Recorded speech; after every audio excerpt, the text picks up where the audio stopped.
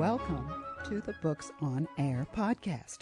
I'm Suzanne Harris, and my listeners get the story behind every book.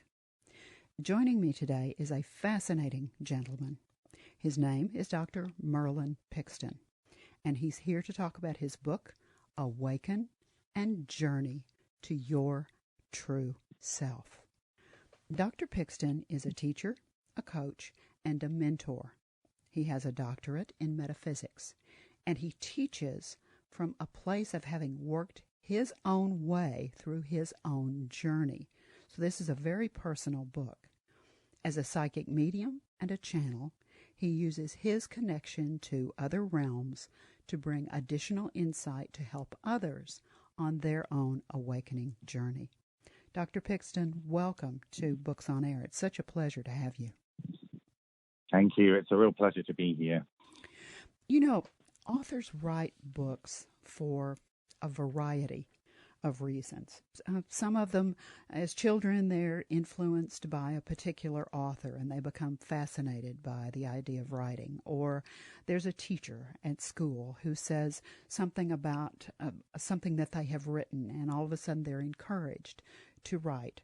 Some authors have events that happen in their lives, either positive or negative, and they feel obligated to share those events with the world. I'm curious about why you decided to share your story and write your book, Awaken and Journey to Your True Self. Well, it started actually with, I think in your introduction you described having kind of been on my own journey. So I'd been on my own awakening journey and going through some extremely challenging times, particularly with my wife's illness at the time. And it's kind of encouraged me to take a path of kind of the positive side of dealing with all of these challenges and, you know, what I had to do for myself. And then I did, obviously I did my doctorate before I read the book, and the research that I did really kind of then helped to begin to formulate the ideas for the book. And the research I did was on self-mastery, and I did questionnaires and had respondents from about 50 different countries from across the world. I was talking to them about how they awakened, what they did once they had a spiritual awakening, and there were various kind of issues in relation to, you know, the challenges that they came across. What practices that they did, how they changed their life, and there were just so many amazing similarities in people's stories through these questionnaires. And then I did some in-depth interviews, and it really created a very clear picture to me that there was some consistency in what people were going through and what they were experiencing. And then really the core message, I've had this idea for about 5 years, and I'd inquired with a publisher and didn't do anything about it because of the circumstances in my personal life. And then I got a message from one of my spirit guides who said, you need to write that book now, and you need to make it really simple, easy to understand, lay it out in a way, demystify all of the spiritual jargon that's out there, because this is what's needed at this time. 3 days after I had that message, I had an email, randomly you might say, from the publisher to say, am I still interested in publishing a book? So amazing. The synchronicity of how that happened was just incredible. So yeah, I kind of sat and went, like, okay, let's just get on and do it. So that's kind of how it happened. You know, if you believe that the universe speaks to you, that was tapping you on the shoulder. That was not just speaking. I love the fact that in the book, the book is so comprehensive. First of all, it's just jam-packed with information. But you have examples, you have activities, you have exercises, and you have meditations. So this is a real hands-on book. One of the things that I would like for us to do, since it is so comprehensive and there's so much information, would it be okay with you if we talk about each one of the individual sections and give our listeners some highlights from each one of those sections so they'll sort of get a feel for the whole book, just a feeling for the kinds of things that you have in it? Yeah, that sounds like a perfect way of doing it. In your introduction, you do share your personal story, and you have been through quite a bit of pain in your life. One of the things that jumped out at me, and you know, I read and I look at a lot of different things, and I have heard this over and over and over, and I was so pleased and interested to see this in your introduction. You talk about the power of journaling. Tell me a little bit about how that became a part of the introduction. Journaling for me was a way of being able to express things from my heart. It was a way to be able to just put pen to paper and just see what came out. Often what happens for a lot of people, and for me also, was that we focus very much in our minds and in just the daily tasks and the things that we're doing in our lives. And to just spend some time and actually sitting down and journaling how I was feeling that day or what was going on for me really helped me to understand myself in a much deeper way, in a way that really kind of gave me clarity to, okay, so that's what's going on with me. That helps me to recognize why I felt like that, or why I reacted in this way in that situation today. And so it brings things to the surface and gives them light and clarity that can help people to then go, okay, so if I really want to make a change for myself, now I can see what's going on for me in a much better way. So that's what kind of journaling does that for me. And for me, that's why it's in the introduction. It's a real important aspect if people can get into doing journaling.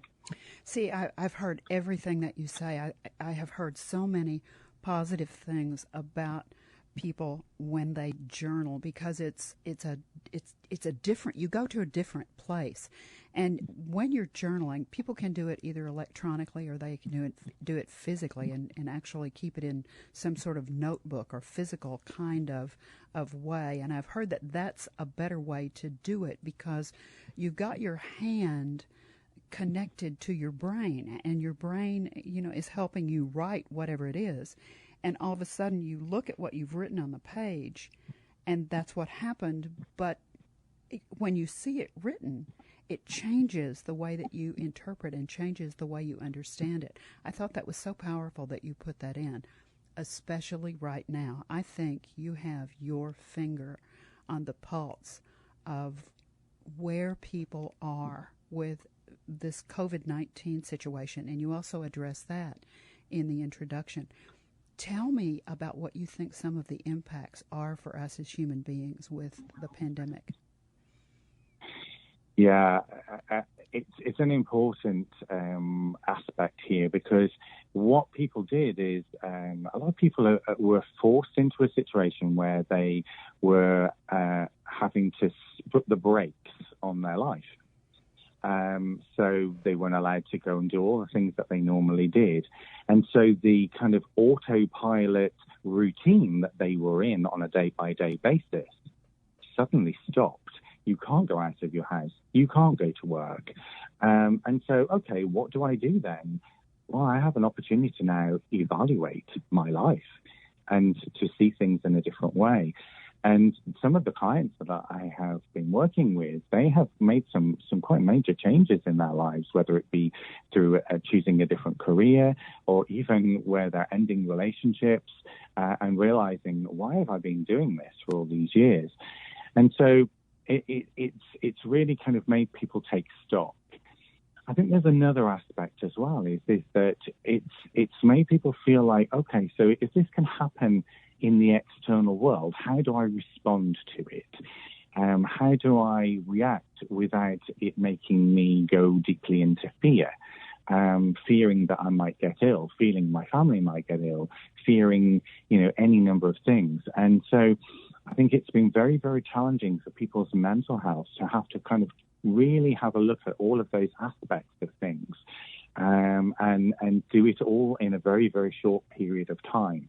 So that for me is some of the major impacts of the pandemic.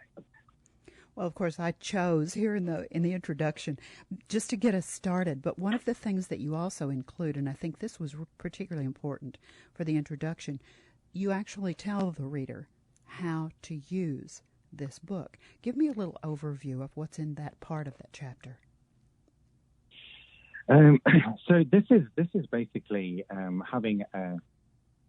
There are loads. I've not reinvented the wheel with this book. I have not. There's not necessarily anything new in terms of what I'm discussing, but what I'm doing is presenting it in a way that is new now, and a message that people are perhaps ready to hear now. And one of the most important things that I talk about is that there are so many different programs that people can go on, different things that they can listen to. But actually, it all starts with us as individuals. We have to take responsibility for ourselves. And if you really want to make a change to your life, if you really want to make a change to how you feel and how you respond and bring joy and happiness into your life, it begins with you.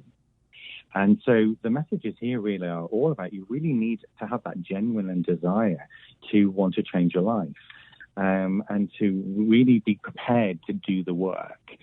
There's no easy way round with these things. You have to kind of do the work on a day-to-day basis. Doesn't mean it has to be challenging or difficult, but you do have to do the work. And so that's what I talk about really in the book, in this part of the introduction, and then talk through the different sections and how you can use those sections to help you along your awakening journey and your path to kind of creating a better life for yourself. I liked that because you gave us a summary. You gave the reader this sort of a summary and led them down a path to say this is what you expect. And then each one of the chapters or each one of the major sections, you expand on that idea.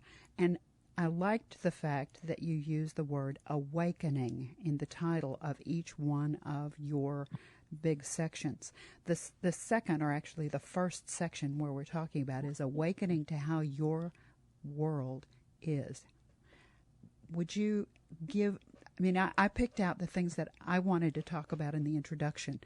What do you think is important for the listener to hear and the reader to think about in the big section? Yeah, this section here is covers lots of different subjects and different areas of our lives. So, anything from looking at a judgment, how we see time, past, present, and future, looking at concepts like reincarnation, looking at religion, looking at education, sex and sexuality, all of these different aspects of our life. And the purpose of this section is to go, this is how it is. This is certainly from a metaphysical perspective. This is how we see these different aspects and how they differ from perhaps how society would have us kind of believe or have us understand or interact with. And so just the message here is really around that society that we live in has kind of created this separation and this isolation and loneliness. And when you start looking at things from a different perspective, which is the purpose of this section, it begins to open up your heart and your mind to actually be able to go, oh, okay, so actually this is a different perspective. If I look at it from this way, where actually I'm not alone, and these are some of the explanations and reasons why perhaps I went through this challenging time, or I had a loss in my life, or I've had an illness in my life, that there are reasons for it. and it helps to kind of widen and open up the perspective to be able to then dig further and deeper into, okay, so if that's the case here,